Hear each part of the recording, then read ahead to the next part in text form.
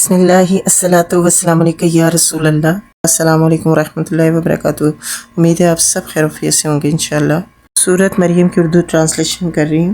پہلی 2 ویڈیوز میں نے آپ کو بتایا زکریا علیہ السلام اور حضرت مریم علیہ السلام کا قصہ اور حضرت ابراہیم علیہ السلام کا قصہ مختصر۔ سورۃ مریم میں اور بھی بہت سارے نبیوں کا ذکر ہے، آج وہ پڑھتی ہیں۔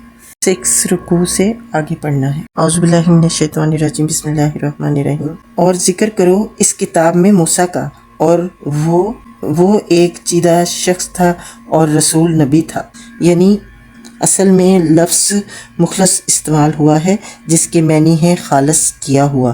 مطلب یہ ہے کہ حضرت موسیٰ علیہ السلام ایک ایسے شخص تھے جن کو اللہ تعالیٰ نے خالص اپنا کر لیا تھا۔ اور آپ کو یہ بھی بتاتی جاؤں، رسول کا معنی ہے فرستادہ، بھیجا ہوا، اس لیے رسول ساتھ لگایا نبی۔ ہم نے اس کو طور کے داہنی جانب سے پکارا اور راز کی گفتگو سے اس کو تقرب عطا کیا، اور اپنی مہربانی سے اس کے بھائی ہارون علیہ السلام کو نبی بنا کر اسے مددگار کے طور پر دیا۔ اور اس کتاب میں اسماعیل علیہ السلام کا ذکر کرو، وہ وعدے کا سچا تھا اور رسول نبی تھا۔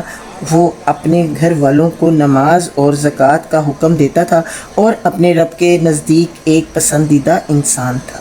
اور اس کتاب میں ادریس علیہ السلام کا ذکر کرو، وہ ایک راست باز انسان اور ایک نبی تھا، اور اسے ہم نے بلند مقام پر اٹھایا تھا۔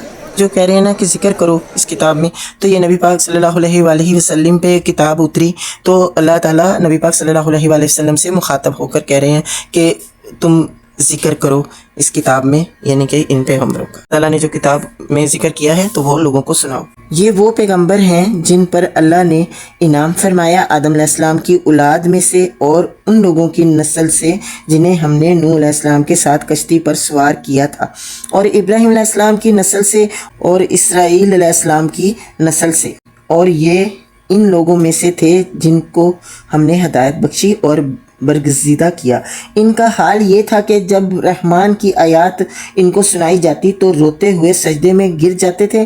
پھر ان کے بعد وہ ناخلف لوگ ان کے جانشین ہوئے جنہوں نے نماز کو ضائع کیا اور خواہشات نفس کی پیروی کی۔ اس آیات میں سجدہ ہے، جو بھی سنے سجدہ کرے۔ بس قریب ہے کہ وہ گمراہی کے انجام سے 2-4 ہوں، البتہ جو توبہ کر لیں اور ایمان لے آئیں اور نیک عملی اختیار کر لیں، وہ جنت میں داخل ہوں گے اور ان کی ذرا برابر حق تلفی نہ ہوگی۔ ان کے لیے ہمیشہ رہنے والی جنتیں ہیں جن کا رحمان نے اپنے بندوں سے درپردہ وعدہ کر رکھا ہے، اور یقیناً یہ وعدہ پورا ہو کر رہنا ہے۔ وہاں وہ کوئی بیہودہ بات نہ سنیں گے، جو کچھ بھی سنیں گے ٹھیک ہی سنیں گے، اور ان کا رزق انہیں صبح و شام ملتا رہے گا۔ یہ ہے وہ جنت جس کا وارث ہم اپنے بندوں میں سے اس کو بنائیں گے جو پرہیزگار رہا ہے۔ آج کے لیے اتنا ہی۔ نیکسٹ ویڈیو میں آپ کو بتاؤں گی کہ جبرائیل علیہ السلام نے نبی پاک صلی اللہ علیہ وآلہ وسلم سے کیا بات۔ لائک، شیئر اینڈ سبسکرائب ضرور کیجیے گا۔ جزاک اللہ خیر، اپنا بہت خیال رکھیں اور مجھے دعا میں یاد رکھیں۔